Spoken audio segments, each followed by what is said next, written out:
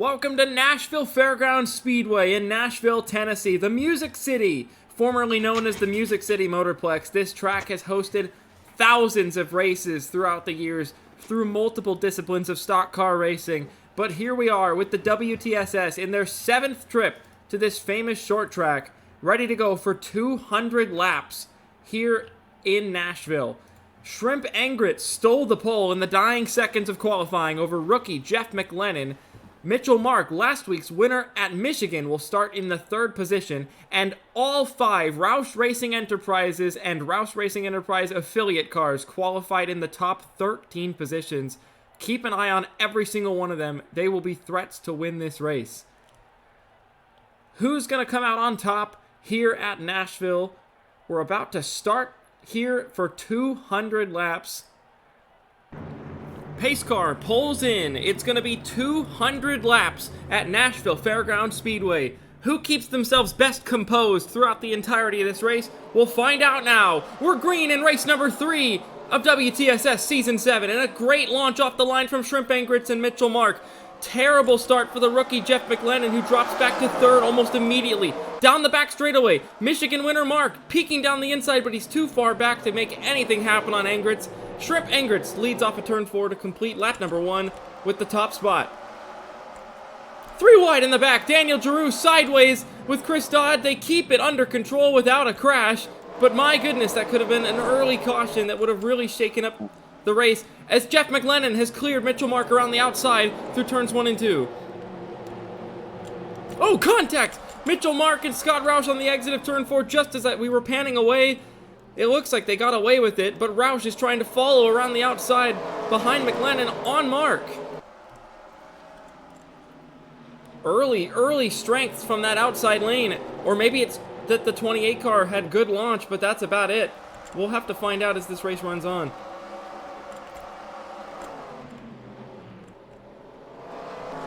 The whole field has kept it clean so far.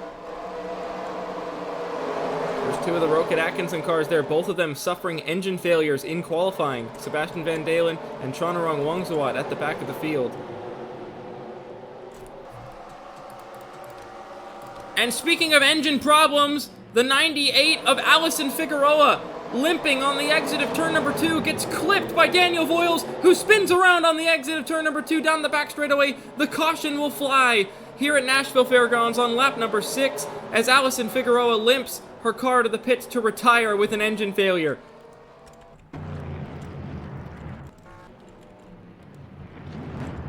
You saw it happen live.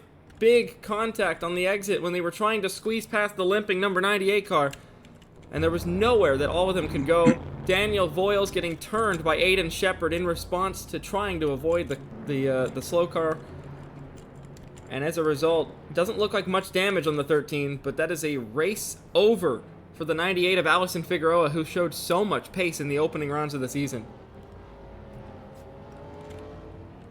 As Daniel Voiles peels to the pits to get damage repairs.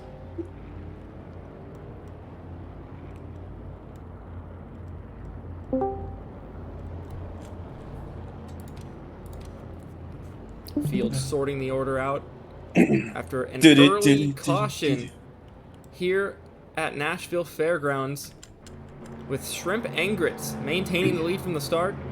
We'll see you at the restart.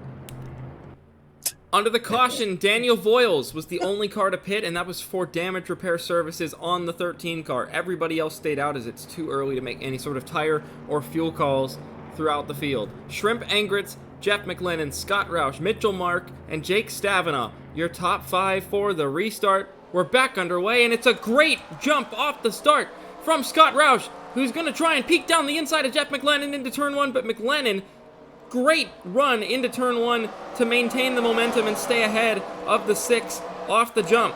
Meanwhile, back here, Ryan Reed, inside on Ray Takeda for the 12th position. The Roush Racing Enterprise campus cars looked super strong in qualifying and have always here at Nashville, and he's going to move up into that 12th spot ahead of Ray Takeda. But it is an absolutely bolted restart from Shrimp Engritz. He's already gapped by half a second over the cars behind in the 59. McLennan versus Roush for second place as they continue to battle throughout the field. Chris Louviere down the inside of Ray Takeda, but now might find himself vulnerable to Alex Constantine. It all depends on if your car is better on the inside or the outside, because if you fail to make that move and your car's not good on the inside, a car behind you might be perfect on the outside lane or even in that middle line and swing right around the outside. But Louviere looking strong through the middle of the corner, trying to clear back up in front of the 64, but can't. Constantine almost clears into turn number 3. The rookie shootout winner and one of the strongest prospects coming into these short track races takes 13th around the outside.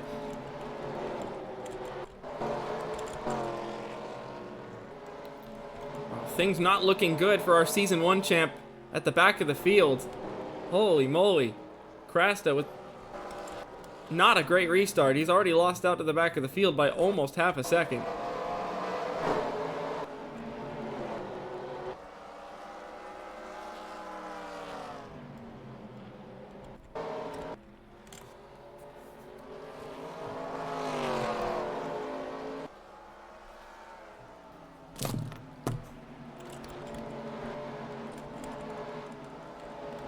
Patrick Smith trying to get through on Fabio Vitabassa for 18th place. Off of turn 4, Vitabassa fights back on the exit with that outside run. If you can't clear by the exit of the corner, it becomes an extremely, extremely hard job to finish the pass.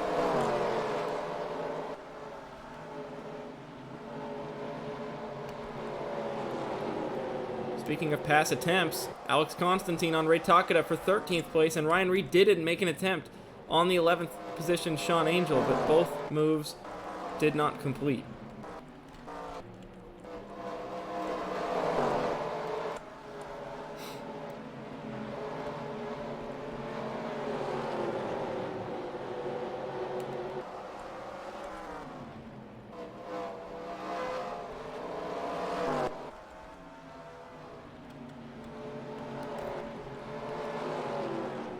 Fujian eyeing up on Jake Stavina, but unable to find any grip on the exit.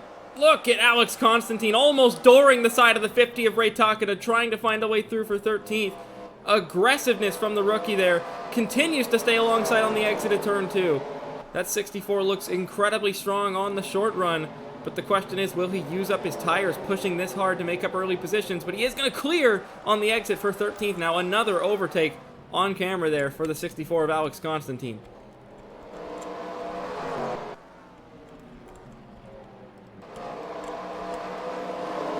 There's two Audis.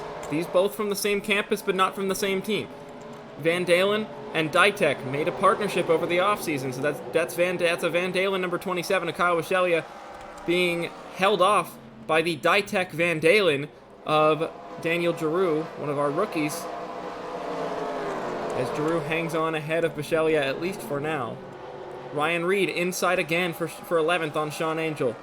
You gotta be able to get far enough alongside on the exit of turn 2, and that will give you the allowance that you need to get clear through 3 and 4 if you've got a strong enough car.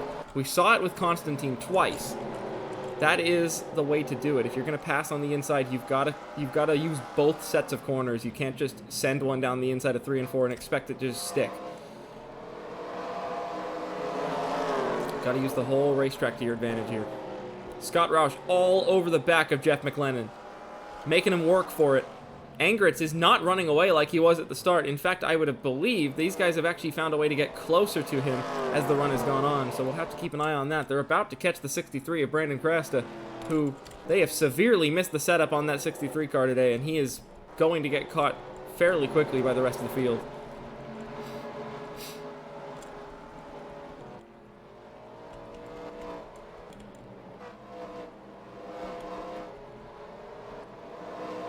Constantine has already caught the back of Ryan Reed now for 12th place. I'd argue he might be the fastest car on the racetrack. He's the only one really making any forward progress, and he's turning quicker lap times than race leader Shrimp Angritz.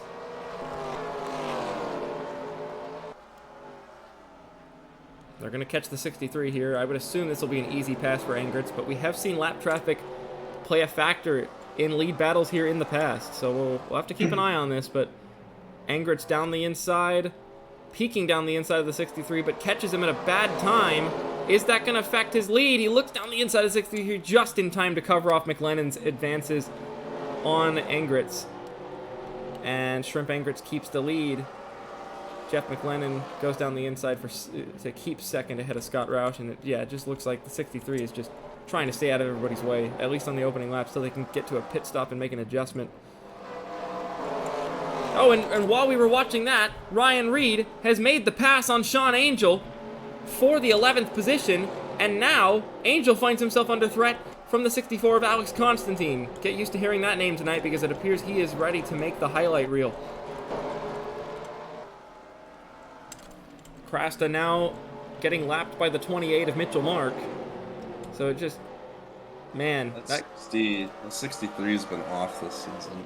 That caution cannot come sooner for the Season 1 champ right now. They need an adjustment, and quickly on that car, as he's now been lapped almost up to the top 10. And if anybody, and if there's any chance of him making it back, he's got to hope that a caution comes out before more cars go a lap down, because if he's going to be the only car one lap down on a restart, then that gives him a fighting chance, but not if there's 6 or 7 ahead of him on the inside. Speaking of on the inside, a couple cars peaking on moves. Jake Stavanaugh attempting one on Mitchell Mark. Mark hangs on to the position for now and actually allows Hu Ji-yeon to peek around the outside of the 80 of Jake Stavanaugh, as the 77 of Patrick Smith is reporting an oil leak on that car and will have to service that, as Scott Roush is down the inside on Jeff McLennan for second place. And as these tires start to wear, as these cars start to transition from short run to long run, we're going to start to see passing being made more often throughout the whole field. And as such, Hu Ji-yeon around the outside of Jake Stavanaugh to take the 5th position away from the 80. What a move! As we see the 77 of Patrick Smith in the pits, that will drop him to plumb last, possibly 2 or 3 laps down, depending on how long it takes for that oil line to get reset underneath the hood of that Audi. Hu Ji-yeon now peaking on Mitchell Mark for 4th place. She has gone well here at Nashville. This track has the most laps led of her entire career on an oval. That was just last season. So her running up in the top 5 here, not too surprising, as Jeffrey Finguy and Logan Hill get caught up on the outside, stuck behind the slow number 63 of Brandon Krasta, and that's going to allow Yuki Tamura, Ryan Reed, and Alex Constantine, who made another overtake when we weren't looking on Sean Angel, to sneak through, and now that puts Constantine up into the top 10 already, not even 40 laps in, from 17th on the grid.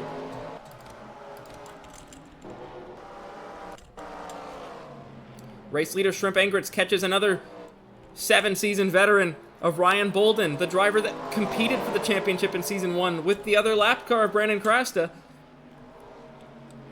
He's now going to go a lap down and might pin Jeff McLennan behind him. If McLennan can't clear ahead of Roush, he just barely will on the entrance to Turn 1. The top 3 still under a blanket there, as Finguy and Hill sneak their way back through on the 63 now. But Krasta making himself a bit of a nuisance with the lead lappers at the time being. And that might force a couple cars to get stuck behind him that really don't want to get stuck behind him, just like with the Finguy and Logan Hill battle. Jake Stevens trying to stay ahead of William Duncan, but Duncan dives the nose underneath to use the 63 as a pick ahead of the 18 on the run into turn number 3. That's exactly what his plan is. I see another battle up ahead. I think that's a teammate battle between Ryan Reed and Yuki Tamura. Duncan makes the pass down the inside, as Ryan Reed is down the inside on teammate Yuki Tamura for the 8th position. Reed and Constantine on the move, and with Reed making the move on Tamura, that's allowing Constantine to peek down the inside to possibly get in on this battle as well. The side-by-side battle concludes with Ryan Reed in the 8th position ahead of Yuki Tamura now. And now Constantine stuffs his nose down the inside of the 60. You just can't turn the cameras away from this guy. He's making yet another overtake attempt down the inside on Yuki Tamura through 3 and 4. Can he clear on his first try? Not quite, but he's held himself really well down the inside and actually was almost dead even along at start-finish.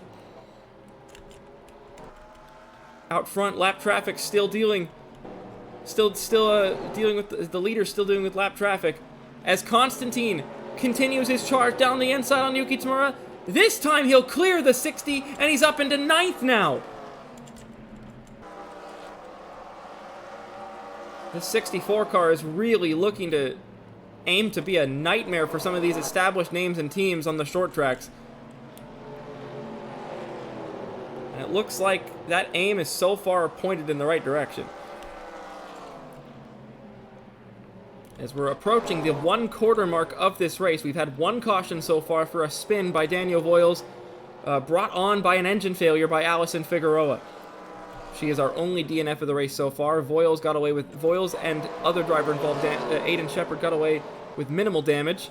And that's where we're at in the race. Down the inside, hard charging into turn 3 for Scott Roush on Jeff McLennan once again. Trying to squeeze through, but both of these cars are so quick. They're keeping up with race leader Shrimp Angritz pretty much effortlessly. It's really hard to make a decisive, quick pass on a driver that is extremely close to your pace. How about the opposite of that now? Brandon Krasta in the way of Mitchell Carter now. Carter has just lost out to Kyle Bachelia and Daniel Giroux. There's the lapper of Patrick Smith on fresh tires sneaking through as well. He's going to be on the charge to try and make up as much ground as possible on those fresh tires. James Gibson has an alliance. Junior Motorsports with an alliance with that 63. Now down the inside. Just a nightmare. Just he'll want to wake up at this point, Krasta. As around the outside goes Alex Constantine on the 90 of Ryan Reed into turn 1. Where in the world did they find the setup notes for this 64 car? Because it is just working everything they throw at it on the short tracks.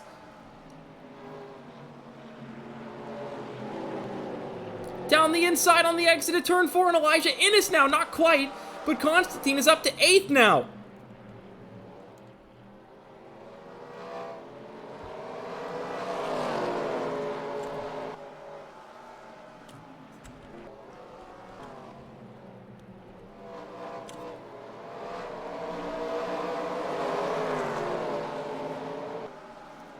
Race leader Shrimp Angritz has caught lap traffic now. This is a big cluster of lapped cars that is actually headed off by the 63 of Brandon Krasta, who, I hate to say this, has not let the 69 of Mitchell Carter sneak past at all, and Carter has now lost about 10 positions, being stuck behind the Season 1 champ of Krasta, and he will continue to lose more as Aiden Shepard sneaks down the inside now, and soon to be race leader Shrimp Angritz, with a new second-place car following behind him as Scott Roush is trying to use the lap traffic as a pick to get down the inside of Jeff McLennan and at long last take that second position away, and does. Roush up to second place, right on the bumper of Angritz now for the top spot.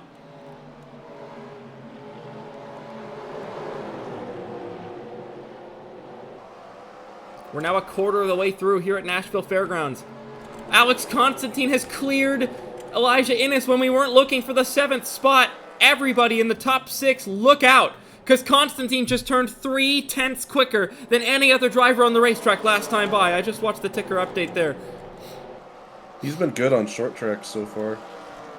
And the sample size is very small, only 2 short tracks so far, the rookie shootout and this race, but it's been absolutely remarkable. I think he's been the fastest car on the racetrack in both of them, every lap of the race in both so far. And he's now going to fly down the inside of the lapper of Ryan Bolden and make quick work of him.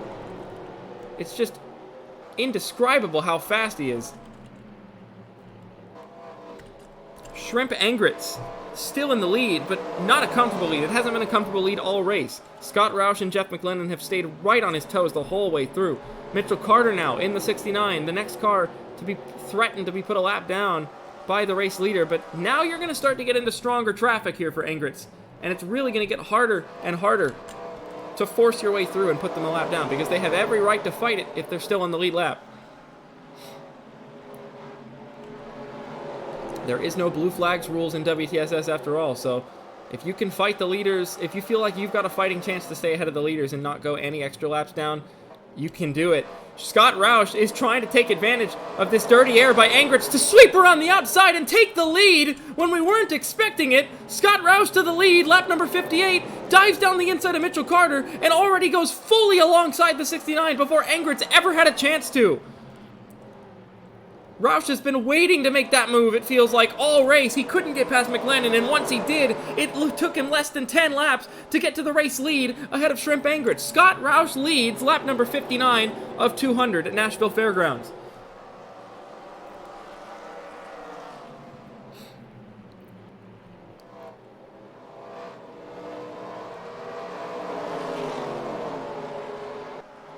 Good Lord in heaven above. Alex Constantine has already gained 2 seconds on the lead 6 and is now less than 5.5 seconds back from the top 6. This 64 car is on rails, just as on rails as it was at Jukasa, and he's flying. He's just about to put the 63 of Brandon Cresta's second lap down, and will soon catch the rest of the lap traffic the leaders have encountered, but might catch the Stavenot and Mitchell Mark battle for 5th before any of that. As I didn't notice before, but Mark did lose out to Hu Ji-yeon for the 4th spot, and is now under serious pressure from Stavenot for the 5th spot. Round the outside for the 2nd spot. Angritz looks vulnerable in traffic. McLennan now trying to peek around the outside to take P2. Angritz looked strong in clean air, but he's going to lose the 2nd position now to the rookie, Jeff McLennan, as Scott Roush has cleared multiple lap cars in between himself and 2nd place now, as he's on a charge out front in that 6th car. Yeah, I was just about to say, Roush has been just dicing the field right now. It doesn't matter how hard he dices the field, though. If this thing stays green and Alex Constantine's car stays as strong as it is, he'll now, across the line this time, I predict, yes, he's now gained 3 whole seconds from clearing the cars he was trying to pass behind, and is gaining on the top 6 ever quicker every single lap, especially now that they're encountering lap traffic. That does assume everything goes green.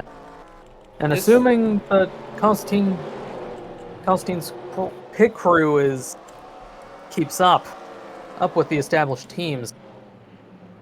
This has got to be one of the longest green flag runs we've ever seen at Nashville Fairgrounds in WTSS competition. I gotta say, I'm proud of these guys. Scott Roush has now cleared another lapper, and Alex Bignacco and eyes up DJ Curtis soon. I don't think we've ever seen this much interaction with lap traffic with the leaders before either. Jeff McLennan now dealing with the 69 of Mitchell Carter, as Scott Roush trying to weigh his options to get past the 54 of DJ Curtis. Yeah, he is.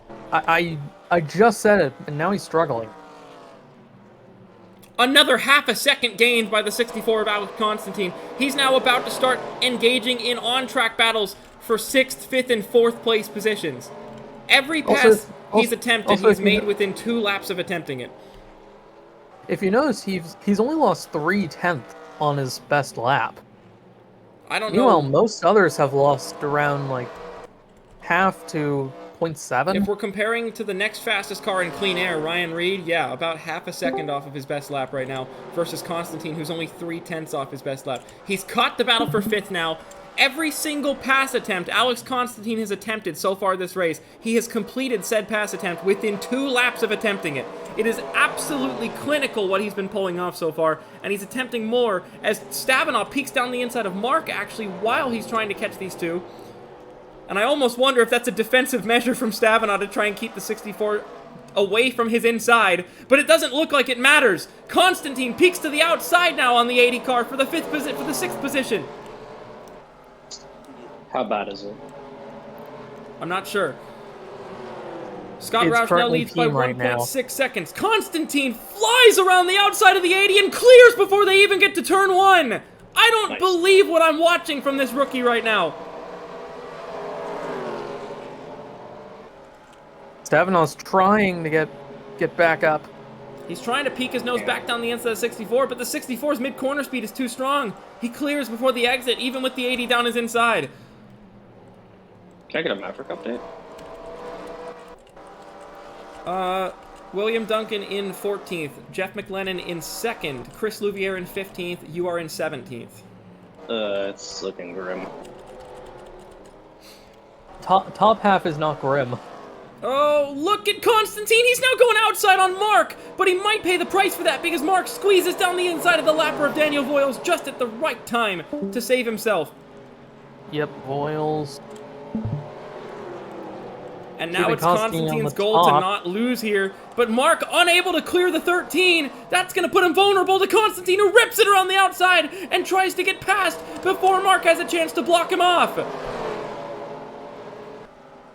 We have a battle for 2nd up ahead. Meanwhile, Jeff McLennan, Shrimp Angritz, and welcome to the battle, Hu Ji-yeon in the 49. Constantine clears for 5th and is into the top 5 from outside the top 15 in less than half of the race distance.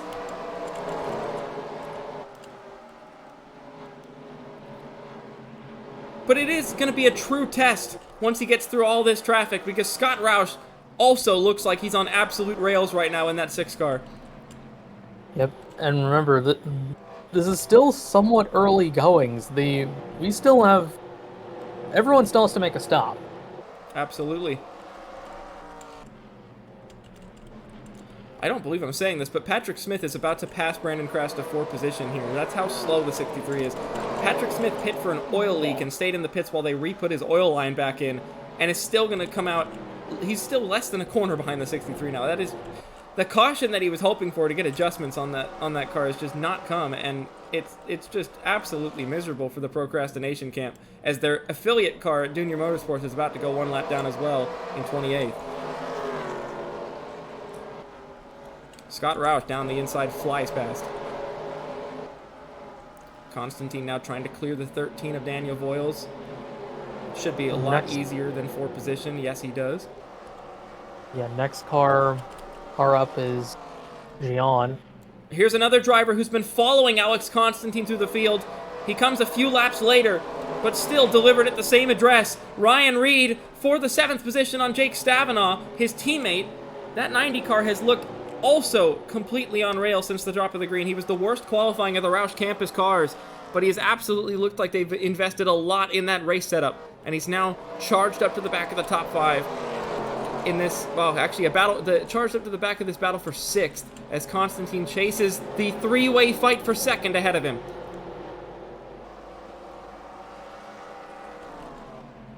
None of these guys have been able to make a decisive pass on each other. It has still stayed McLennan, Engritz, Gian this whole time. No one has been able to complete an overtake on one another. Who wants to bet the 64 of Alex Constantine changes that? I mean, considering how...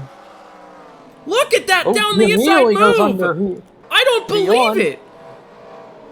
It was like the 49 was sitting still on the brakes. She luckily gets the run around the outside of Engritz and can use that 59 as a pick to make the move for third place, to try and keep Constantine back, but it might just allow the 64 a free move down the outside of the 59 to clear for 4th now.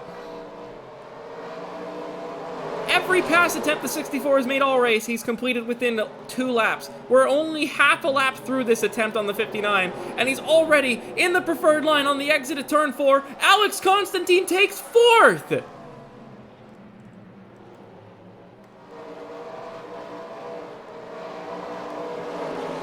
Everything the rookie tries, it just works. It's the exact right moment, it's the exact right line, it's the exact right handle on the car. Scott Roush is not pulling away anymore. He's stuck in thick traffic at the moment, dealing with cars that are 1 and multiple laps down. His line, as far as the eye can see, Crasta's about to go a 3rd lap down. Krasta is about to go a 3rd lap down. It is an absolutely miserable affair for the 63. He has just lost out 4 position to the 77 of Patrick Smith, who has had a pit stop in this race under green. Scott Roush does not want to get caught up behind the 63 here. He immediately cuts down to the inside and just follows Chris Dodd through. Constantine to the outside on Hu Jian for 3rd! Not able to stay on the outside this time. Not able to squeeze it this time.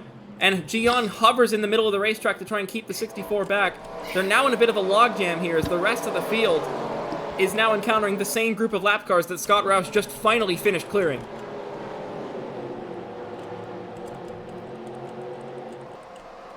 Oh, Gian attempted for 2nd on McLennan, but McLennan now is going to peek around the outside of Mitchell Carter to try and lap him. It's all the question of which lane is the correct lane here. Which lane will help you clear traffic better, and which one will not get you caught behind traffic you don't want to be stuck behind, a.k.a. the 63 of Brandon Krasta, who is dealing with Daniel Giroux and Roberto Crown Jr. right now, under heavy pressure from them. McLennan commits to the top, as does Alex Constantine. Hu Jian commits to the bottom. It's a logjam. McLennan hangs on ahead of the 49 of Gian. It looks peachy right now for the top lane, but it's not about to if Krasta stays up there. Massive tire failure for the 92 of Jeffrey Finguy, who's going to come to a stop on the front straightaway. Caution has to come out here. And that's going to bring a yellow from the officials. Caution is out on lap 91 of 200. And that changes everything, as people have say. Oh, and just at the last moment, Chris Dodd's going to go a lap down to Scott Roush. Or is he? Yes, he will. Yes, he will. Roush denies the 8 car the lead lap, and your championship leader, Chris Dodd, will be forced to be on the lap down list for this caution.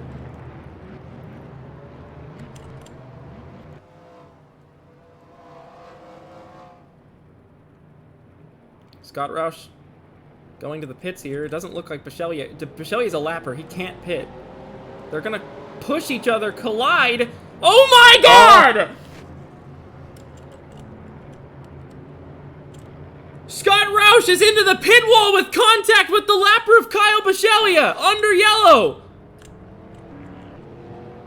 I'm speechless.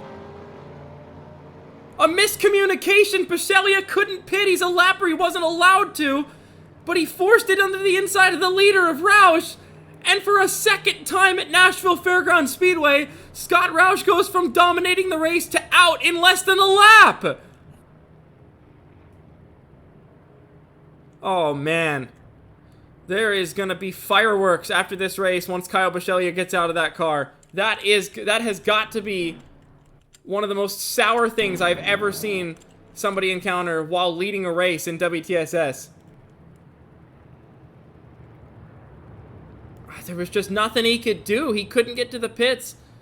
The 27 just kept pushing him and pushing him and pushing him through the entire turn until it was too late.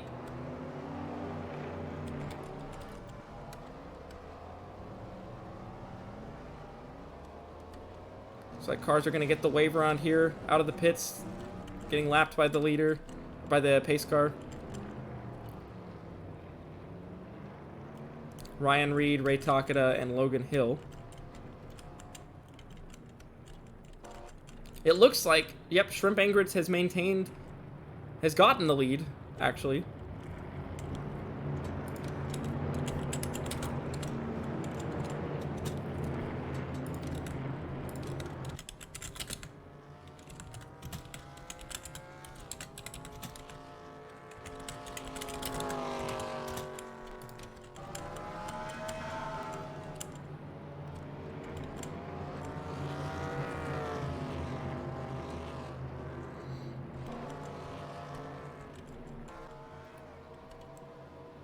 Unbelievable.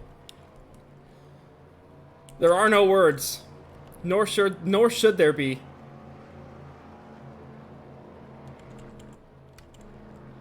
Out of the pits. Let's get an update and gauge on where we're at the lead lapper. Shrimp Angrit's the leader. Hu Ji Yan has lost a chance at the lead in second. Mitchell Mark has jumped to third in the pits. Jeff McLennan, Elijah Innes the top 5. Stavanov, Vita Bassa, Will Hoyt, then Constantine, who appears to have had a slow stop in the pits, and Mark Nutt, your top 10 out of pit lane.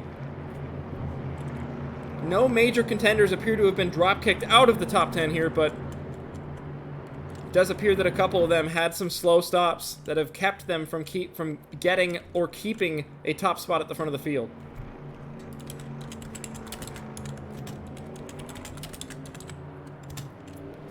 As they are in between the leader and the pace car, Jeffrey Finguy and Kyle Bichelia will be waved past to join up at the back of the field. The pace car's lights are out here at Nashville Fairgrounds Speedway. A lot to talk about under this caution that kept us from cutting away. So we hope you appreciate the uninterrupted coverage of this caution. But it was Scott Roush, the man dominating this race after getting the lead early from this man, Shrimp Angritz, who got wiped out under caution by a lapper of Kyle Bichelia. And I know that's not going to go over well from any camp, from any situation. And I almost wonder if these people at the front feel like they've just been gifted from the heavens of chance at this race victory now. Shrimp Angritz the leader. Just over 100 laps to go. The pace car pulls in. Lapper on the inside. The point leader, Chris Dodd, in 22nd, trying to get back on the lead lap if he has a chance to. Angritz, the control car,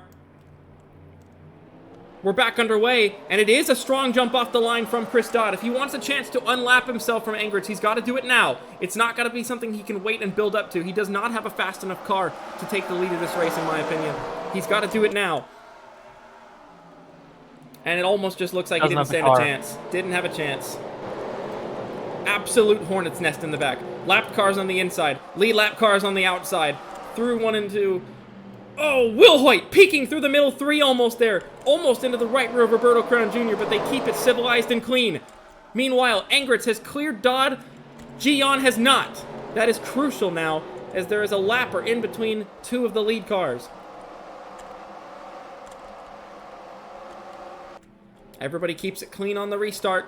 We're going to hit the halfway point of this race in just a moment's time. 1 more lap after this one.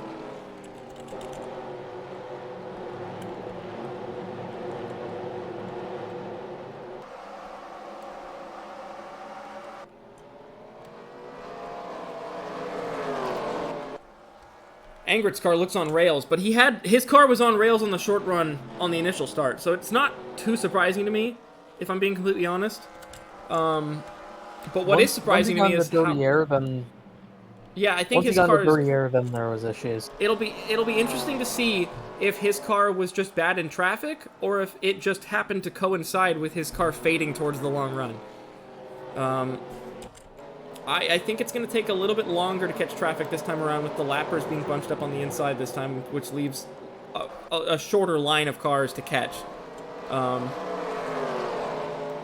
what I am interested in seeing is how quickly any of these lead lappers can clear Chris Dodd and Cale Teskar Jr. here, who are the lead 2 lappers. DJ Curtis also a bit in the way here. One of the biggest losers from this restart is Alex Constantine, who's gotten separated from the 8 cars ahead of him, with a bit of traffic in the way.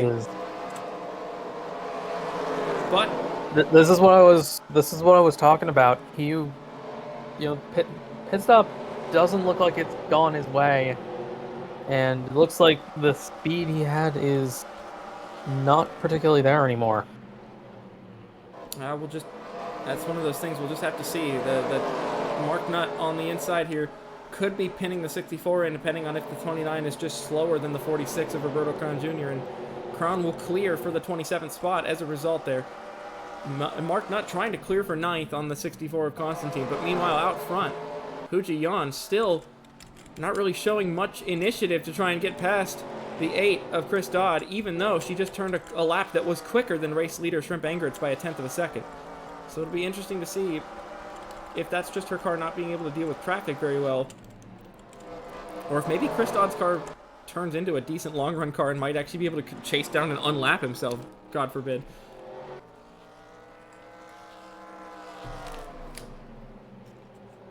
Angertz, 2 seconds clear now of Gian. It's a really interesting case study, in my opinion, that this being statistically Hu Jian's best ever oval track. She is a WTSS champion, after all. You'd think that she would have gotten a hang of the ovals after all these seasons, but really does not have a strong record on these ovals, except for Nashville Fairgrounds Speedway. She has led laps at this event on 3 separate occasions, including almost leading the most laps last season before getting caught up in a slow pit stop at the end. I don't know what it is about this track. Sometimes maybe driving styles just suit a certain track, especially with Nashville Fairgrounds. There's not really very many tracks out here with the corner profiles that this place has. I almost wonder if it just happens to line up perfectly with her driving style.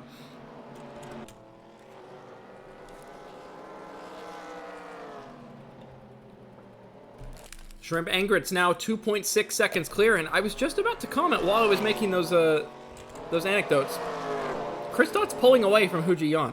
They're all pulling away from Cale Teskar Jr., who's now under serious pressure from Jeff McLennan. But Chris Dodd's gapping the 49 of Hu Jian. But they're still losing time to Shrimp Angertz. So if this is the 59 being great in clean air, that's probably what it is. But we'll have to see as this run goes on. A driver who received a big gift under that caution with having a great pit stop from his crew. Both of these guys, actually, Tristan Wilhoit and Fabio Vitabassa, were both outside of the top 10. I think Vitabassa was even outside of the top 15. So this has been a great opportunity for them to see how their cars handle higher up the order with less traffic in front of them. But at the moment being right now, they're having trouble getting past the 54 of DJ Curtis, who has arguably been one of the slower cars in the fields, towards the midfield at least, but maybe it's just the short run as Will Hoyt makes an aggressive dive around the outside of the 80 of Stavinaugh. Maybe he's got more pace in the tank now. Maybe they've made some good adjustments on that 17 as he tries to run through 3 and 4 on the high side. He's going to have the preferred line on the 80 here. On the exit, Will Hoyt nosing ahead at start-finish for 6th place.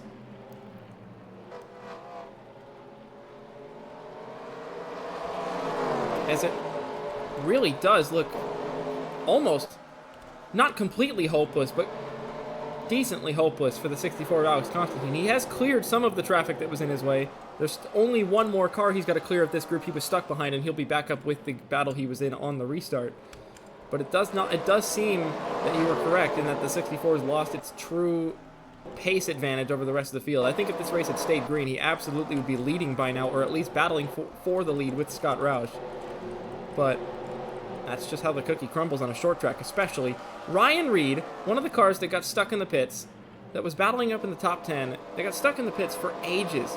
Had to get waved past the pace car because he left the pits after the pace car passed the end of the pit lane.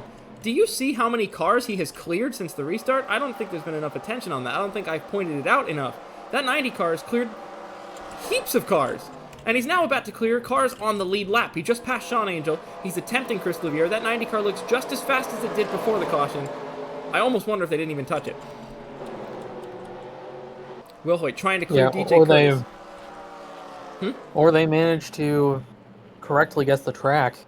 Yeah, the track way that conditions. Austin's team really didn't. Rubbering in, yeah. Maybe that might just be experience over inexperience. Because that 90 team, that Roush Racing Enterprises team, that is a 7-season veteran team and driver combo. Or not driver, but team. Yeah. 64 team did have work with short tracks mainly, but sometimes budget does win out. Will Hoyt trying to clear the 54 of Curtis to go chase after the top 5 battle, but Curtis being a bit stubborn, he is fighting to be tail end of the lead lap right now. He's the third car 1 lap down, so if there were to be another restart, he would have a fighting chance at getting back on the lead lap, and I think that's what he's aiming for. I don't think he wants to lose any more ground here, but Will Hoyt is being extremely forceful with it, but he's also trying to keep Stavinaugh back in the process. That 80 car, while he doesn't look to have the peak pace he had at one point, he's definitely still keeping up with 17 quite well. Will Hoyt clears the 54 of Curtis out of turn number 2, but the leaders are hopelessly behind Shrimp Anger. It's 4.6 seconds now. That's double the gap that Roush ever built up to early on, and it just looks like none of these guys back here are really strong enough to go chase after Angrid. So we'll have to see if that 59 car fades towards the end in traffic like he did last time, as he catches the first lap car once again, just like last time, Mitchell Carter.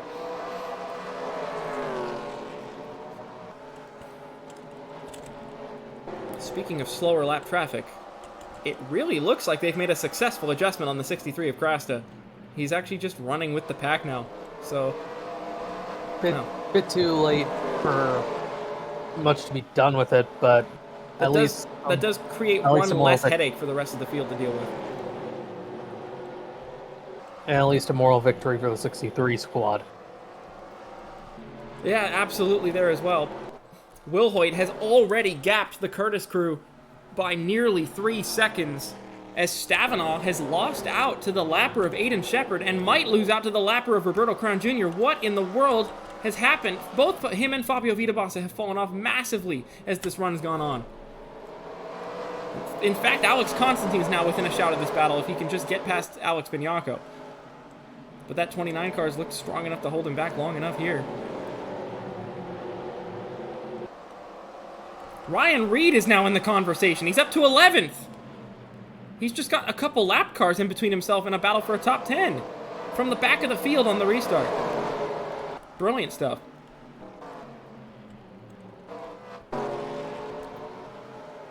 Angritz clears the 69 of Carter with ease. Now attempts on Ray Takeda, Jeffrey Finguy, and Ryan Bolden. Finguy, the driver that brought out the caution most recently with his tire issues down the front straight.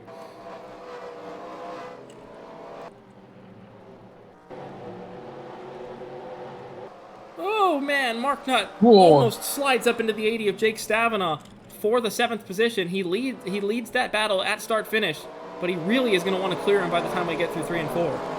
Constantine just trying to give Alex Bignacco the hurry up. He nearly puts the bumper to the back of the 29. I think that 64 car is starting to come alive again on this long run, but he's really got to find a way through on that 29 because he's wasting it otherwise trying to catch back up to the leaders. Angritz looks to be struggling with traffic the same way he was last time, but not as harshly in comparison to the cars behind as last time. He's only lost about a second in about 10 laps of battling with the lap cars. He's not hemorrhaging time like he was before. In fact, he's clearing cars, which is better than what he was doing when he first got the traffic in the initial green flag run, but he definitely would want to be clearing them quicker. He is still losing time, even if he is losing less time than he was before. Ryan Reed clears the 96 of Bobby Fraser, catches the 08 of Chonarong Wongzawat now to make a move down the inside. Arguably, I would say Ryan Reed is the fastest car on the racetrack, but that's a debate to be had over whether or not that's true, or if Will Hoyt is the fastest car on the racetrack, because both of them are turning lap times 2 to 3 tenths a lap quicker than the entire group, from Chris Dodd all the way back to Elijah Innes, that's supposedly catching the race leader Shrimp Angritz, who is still struggling with traffic harshly right now. That just looks to be a clean air car. Absolutely. Some cars are just set up so brilliantly that any disturbances in the aero can mess it up and make it almost undrivable. You can have the best driving car in history, but the moment you catch a little bit of dirty air from the car head, suddenly it doesn't drive so good anymore. And it might drive worse than a regular car catching traffic would. Oh my lord, that was so aggressive off of turn 2. I mean, it worked. It did. He clears Ray Takada. He almost turned the 50 trying to get through there, but it was successful. That was a bold move, though, very aggressive, but he needs to be that kind of aggressive to keep making progress through the traffic.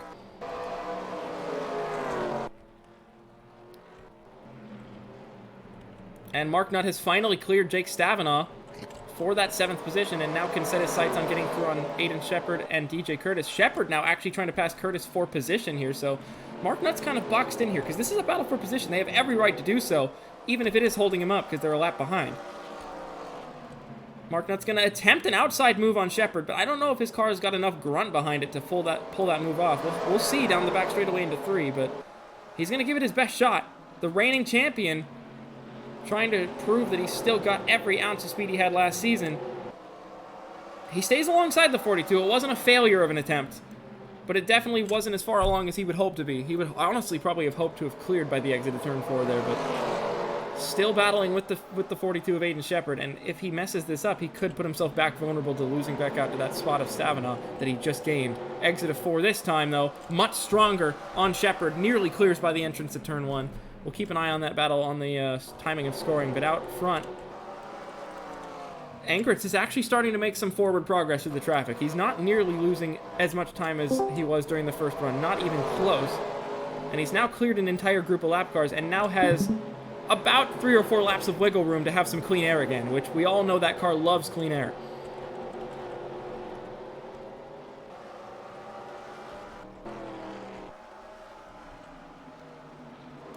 Oh, and while we weren't looking, Mark Nutt finally cleared Aiden Shepard to put the 42 another lap down, as Ryan Reed has cleared almost all the traffic that was in between himself and Alex Constantine. All he has left is Daniel Voiles, and that's it.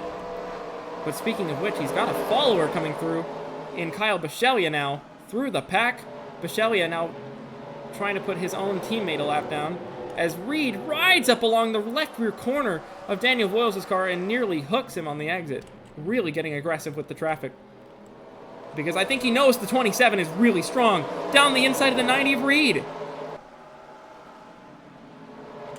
No one's even attempted a pass on that 90 the entire run because no one's been quicker, but Bichelia is arguing his case here. Reed hangs on for now. And if Mark Nutt can just clear DJ Curtis, he's got miles of clean air between himself and the next car he'll catch. Speaking of cars that they'll catch, Will Hoyt makes easy work of Roberto Crown Jr. to now give himself 0 cars in between him and the cars ahead. At least for now. Am I crazy, or... No, that's Crown catching Wilhoit. Oh. That is Crown catching Wilhoit. That's not Wilhoit having just passed the 46. That's the 46 catching the 17. And now, the second group, behind the leader, catching the traffic that he just cleared.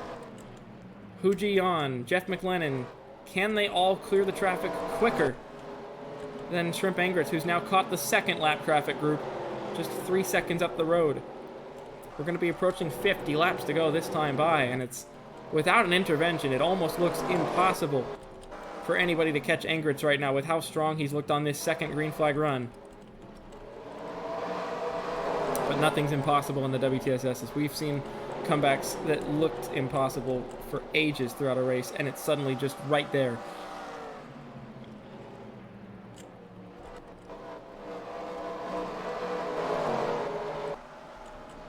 Ryan Reed down the inside for 10th on Alex Constantine. 64's lost its golden touch, and he's now about to lose a top 10 after possibly fighting for a race victory earlier. Slow stop and honestly a bad adjustment that didn't... Obviously, they must have not read the track conditions changing, and Reed flies down the inside, passes him with ease, and is now down the inside as well. Doesn't half a lap what Constantine couldn't do in 40. Yep, and Bichelia trying to follow through. Easy. Actually, it clears him in 1 and 2, which is not an easy thing to do here. Reed clears Benyako and now sets his sights after Vitabasa and Stavinaugh, his teammate, as Mark Nutt has cleared the DJ Curtis machine, and soon will Aiden Shepard, who is still attempting to pass on the 54. Shepard will clear through 1 and 2, actually. And, oh man, and there's just... the engine on the Patrick Smith machine just must be sour or something. First an oil line comes loose, now he's reporting fuel pressure drops on the 77. And you can obviously tell he's sputtering, and just... miserable day has gone even more miserable for Patrick Smith. Oh man, I feel for him. I feel for him. He's gonna try, he can't even get down to the pits. He's still intertwined while people are trying to get past him. And he doesn't have any straightaway speed because his car is having fuel pressure issues. So it'll be a few laps before he can actually get that thing into the pits, because obviously they're not going to just give way for him either here. It's just miserable. Miserable day for Patrick Smith. And that's actually right up ahead of race leader Shrimp Angrets. So he's just definitely going to keep an eye on them and make sure that they behave themselves while Patrick comes to the pits. As Jeff McLennan... Hu Ji-yeon having trouble in traffic, McLennan takes the second position away, and the rookie charging up to the back of Chris Dodd now, and a bunch of the rest of the lap traffic, and is attempting to make forward progress to maybe make some inroads on Shrimp Angrets. Tristan Wilhoit's caught this battle now, but has actually been overtaken by the lapped car of Roberto Crown Jr., who looks to be one of the strongest cars on the racetrack. Too bad he's a lap down currently, but he might have an argument to try and unlap himself should we get another restart. Well, the 63 still looks like the slowest car out there, but he's not almost a second a lap slower like he was earlier. 4th lap down for the 63 of Cresta. Man, and when it rains, it pours. Constantine continues to fall back. Lap traffic overtaking him like it's nothing. But he hasn't lost any more positions per se, because nobody else is there yet. McLennan has already cleared multiple lapped cars, and multiple cars on his battle as well. And now catches the Finn guy, Takeda, Bolden, and Gibson battle. And the moment he does that, there's only 3 or 4 cars between himself and Shrimp Angrets now, which would be huge, especially with how big of a gap Angrets had at one point, and how many cars were in between himself and second place at one point. McLennan now fires it down the inside of Jeffrey Finguy. That is a man on a mission right there, that rookie. As Wilhoit peeks to the outside on Mitchell Mark for 5th place, and finally clears, sweeps down the inside of Roberto Crown Jr. That is a driver on a move right now. He has a plan, and he's sticking to it right now.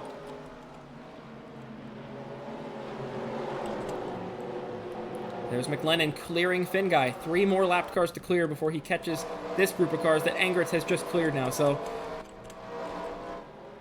just always one move ahead, always just one step ahead of everybody else. Angritz now catches his team boss and teammate, Sean Angel, to put him a lap down in the 18th position. He's now starting to freshly lap some of these cars that are back here. Ryan Reed and Kyle Bichelia have cleared Fabio Vitabasa for 9th and 10th and are now going to chase after Jake Stavinaugh. They both have gotten clean air now as a result of all those battles. Will Hoyt down the inside of Hu Ji-yan now for the 4th position. These two have a bit of a beef between the two of them. There's just been so many moments throughout their careers in which they've bit back at each other, back and forth. Hu Ji-yan nearly cost Will Hoyt the championship back in season 4. It'll be interesting to see, and it will be interesting to see where this comes out now. It did cost Will Hoyt the championship in season 5. My bad, I got that mixed up. There's just a bit of, this is gonna be a bitter battle, I have a feeling. One's gonna make the move on the other, and it's gonna be like they're fighting for the championship in race 3 of the season. McLennan sneaks down the inside on the 50 of Ray Takeda now. Oh, he's running out of time, though. He's running out of time. He's got to start clearing these guys quicker. Nearly clears the 50 through 3 and 4 there, but can't quite. Will Hoyt, with ease! No fight needed. Takes the 4th position from Hu Ji-yan around the outside.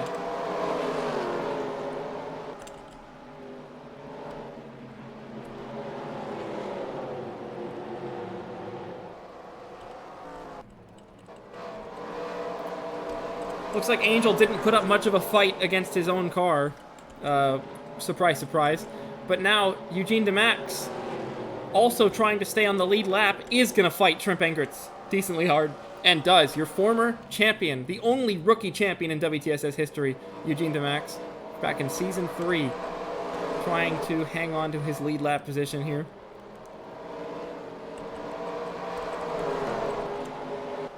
As McLennan clears Ryan Bolden now and only has James Gibson left of this group to clear, and then we'll be able to set his sights after Shrimp Engritz a bit more. But Engritz now in some faster traffic will be losing less time regardless of what McLennan is doing.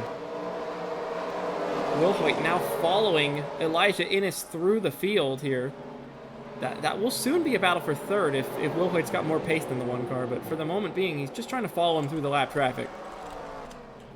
Still hoping for another caution. We've only seen 2 today so far, so it's an unusually clean race at Nashville Fairgrounds.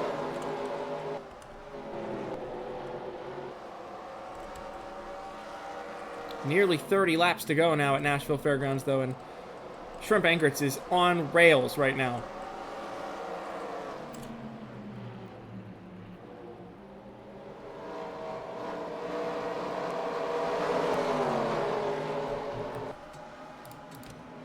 And a massive, massive, massive fuel system failure for Jake Stevens will stop him on the racetrack with 30 laps to go.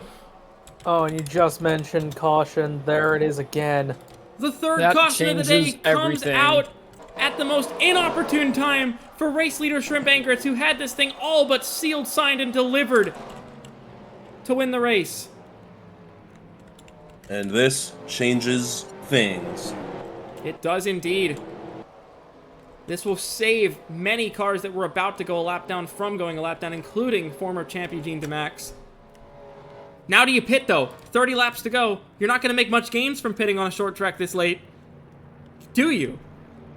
Lapper Patrick Smith is in, Smith comes in. But that's for the fuel system issue more than anything, I would imagine. Yeah. Does anybody come in for tires? Whatever they can get out of that.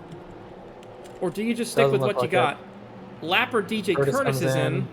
But that's more probably to get some track position in amongst the lappers. But no, not a soul comes in that's in the fight. Nobody wants to give the track position up. Not a soul. And honestly, I can't say I blame him. Engritz is no longer going to have a 5-second advantage. He's going to have 0 cars in between himself and 2nd place Jeff McLennan, who looks a lot stronger than what Hu Ji-yan looked like in the 2nd position. But there will be no traffic. So it'll be interesting to see. Is Engritz's car just a clean air car or a short run car? This will be the final the true test of that 59 car. Everyone makes it out of the pits without a hitch, including the 18 of Jake Stevens. After an over minute-long pit stop for the 18, takes him back out on the racetrack. But it's Shrimp Angritz the leader in a crucial caution for the race at Nashville Fairgrounds. We'll see you at the restart. The pace car pulls in. It's 25 laps to the end of the race. 25 laps to find out what you got in clean air on old tires. Shrimp Angritz looking to separate himself back out front as the winningest active driver in WTSS. His 11th career win is just 25 laps away. We're back underway at Nashville Fairgrounds. Will Sean Angel possibly play a factor in keeping Angritz's competition back as sort of a wingman to his teammate? We'll have to find out. It's going to be crucial that McLennan gets this done. Oh, he puts it in really hard. He knows that. Angel digs deep. McLennan digs deep on the exit, even harder than Angel. That's crucial. There's nothing between himself and Angritz now. He's going to clear that 58 on the exit, or on the exit of 4 probably this time around. That 58 car, there's a reason why he's a lap down. He's not one of the fastest guys out there. And it's now game on. 23 laps to the end of the race. Nobody and nothing between race leader Shrimp Angritz and rookie second place Jeff McLennan, who looks to be really strong through 1 and 2 and actually closed the gap a bit through 1 and 2. Another crucial battle here for third place. Innes versus Will Hoyt. Mark Nutt getting caught behind the 75 of James Gibson has lost out to Ryan Reed, has lost out to Stavinaugh, Reed, and Buschelia. Huge losses for the 57. But a strong response lap from Angritz. I think that is the final verdict now that we have seen this car on old tires in clean air. That is a clean air car. That is a car that is designed to be out front. The moment they won the pole, they likely changed the setup to make that thing absolutely lightning fast in clean air, banking on the fact that he would never relinquish it. And once he got the lead back, it definitely looks like that car is built for this. Decently strong lap from McLennan, but again, it's better to have an all-around car in traffic sometimes than it is to have a clean air car in traffic, even if the clean air car is faster in the clean air. So, if, and this is only a big if, because I really don't believe they will before the end of this race, if we encounter traffic in the dying stages of this race, keep an eye on McLennan, because I fully believe he is quicker through traffic than Angritz will be. And maybe even Innes and Will Hoyt could play a factor in this, but they've got a few cars to clear before they even get in that conversation. Those cars being Angel, Giroux, and Tamura. All three decently strong cars. Giroux less so, but strong cars nonetheless. Ryan Reed is flying. He's up to 6th now, chasing 5th place from Hu Ji-yeon. Down the inside. This restart was exactly what he needed. He's already almost up 6 positions from the restart. That's brilliant. What a run for Ryan Reed from the back of the field after a slow stop all the way back up to the top 5. He'll be ruining that slow stop because it means he could have won this race, in my opinion, with the speed he's shown pre-pit stop and post-pit stop. Jeff McLennan is not letting Shrimp Angritz get away. The gap stabilizes at about 0.4 of a second. Should they encounter traffic, there will be nothing between them.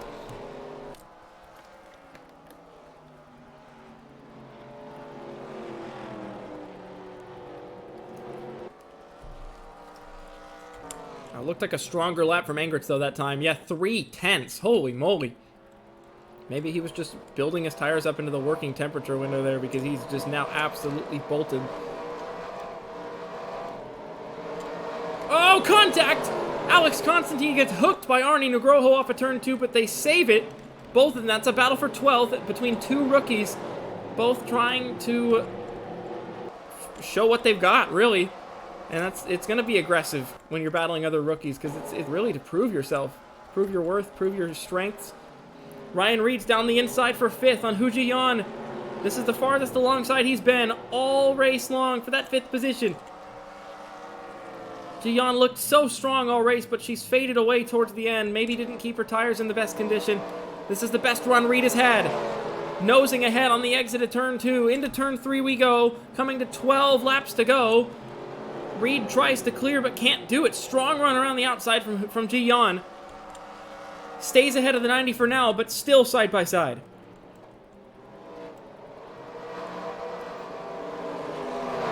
Exit of 2.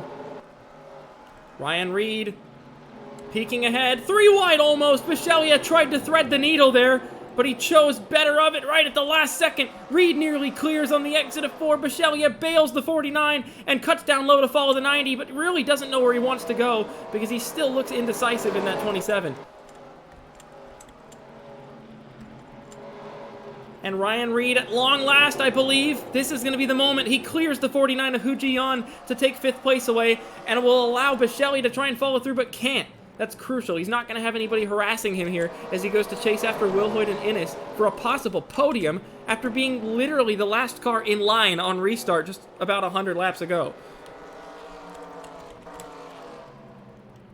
McLennan starting to lose touch with race leader Engritz. And I don't believe lap traffic is going to come quick enough for the 87 to make any sort of inroads. I think without an intervention of some kind, I don't know if he can catch back up with the 59 of Engritz. I really don't. 8 laps to go. Even with it, is that going to do much? I don't know. I don't know. It would have to be something monumental. Reed catches the 63 of Craston now. He's got to make quick work of him if he wants to go chase after the battle for 3rd. That 63 is not as slow as he was on the start, though.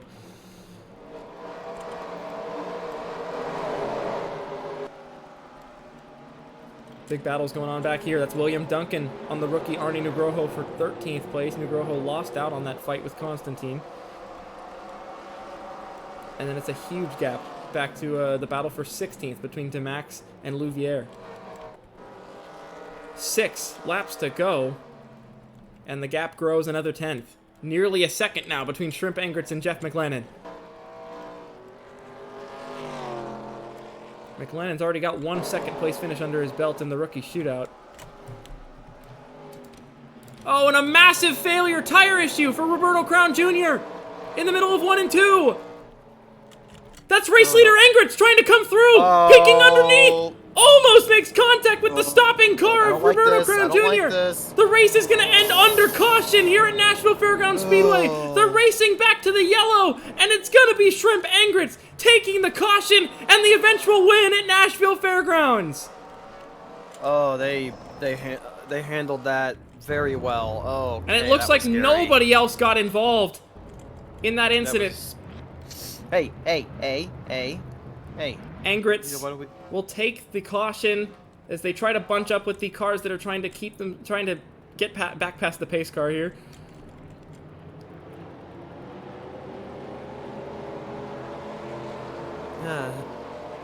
Wow.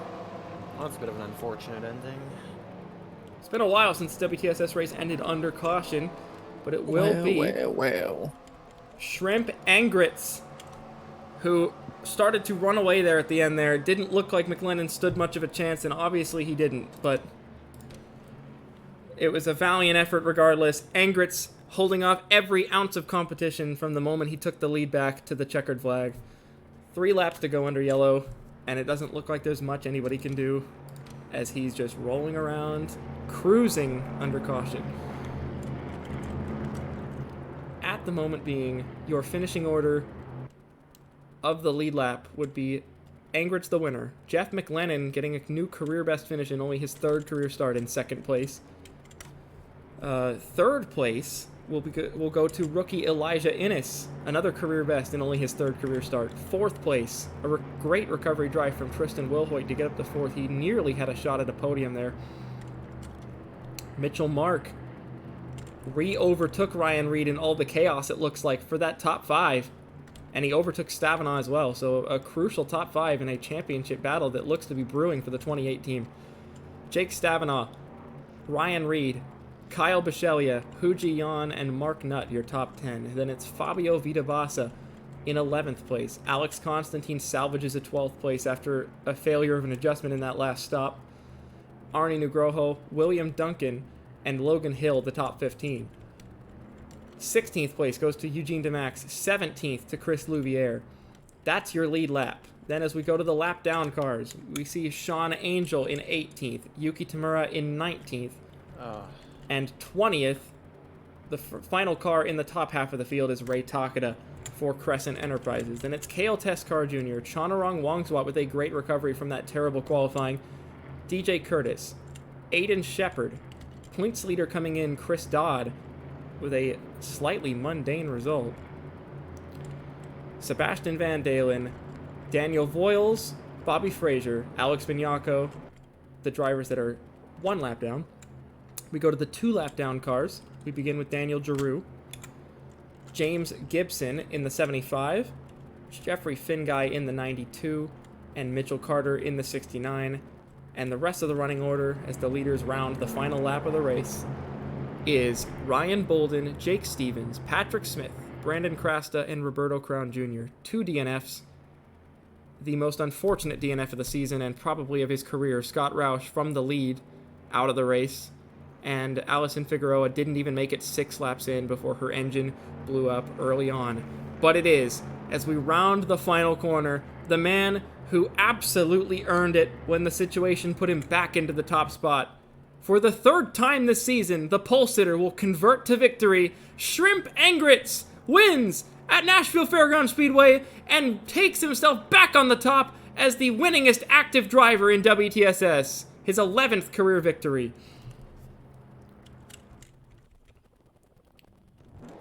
All lap counts will be resolved post-checkered.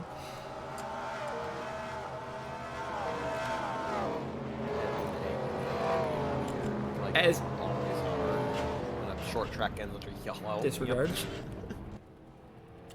Disregard that too. Disregard these.